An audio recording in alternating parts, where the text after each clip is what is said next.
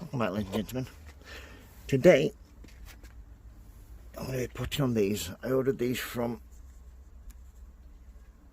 I can't remember where I got from now, but you can see this is on a pelargonium, bold flame it's called, and this is a plant passport, so you can travel in the EU anyway. And this is orange. Fibrex I got them from, remember now, that's that one. And this is this one. This is a decorative pelargonium. Our Jeanette plant passport, dark maroon, white eye.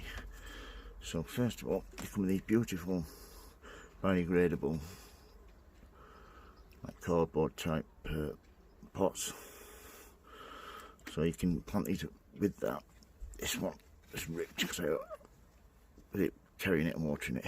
All I'm going to do now is, first of all, you get your name tag. First thing you need to get, make sure it's in the right pot. I filled it with compost. It's a peat-based compost, and it's, as you can see, really good texture, really crumbly. It will hold a lot of moisture, but it will also be really free draining, so it's perfect for these. So first of all, get your pot.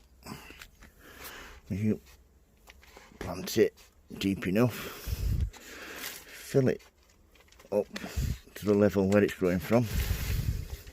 Don't worry about if you get a bit of compost on the leaves, it doesn't really matter.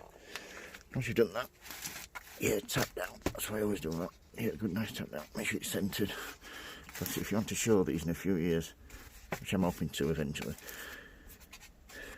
everybody should centre it, and then you can prune it from there. But start off in the centre, and that's that one done. Now this one, it's a bit of a climber, I've been told. Or it might be the other one. Anyway, get mixed up.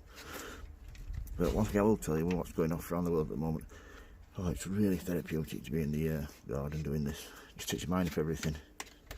Just makes you realise there's more important things in life. Just relax, do a bit of gardening, lose yourself for a few hours.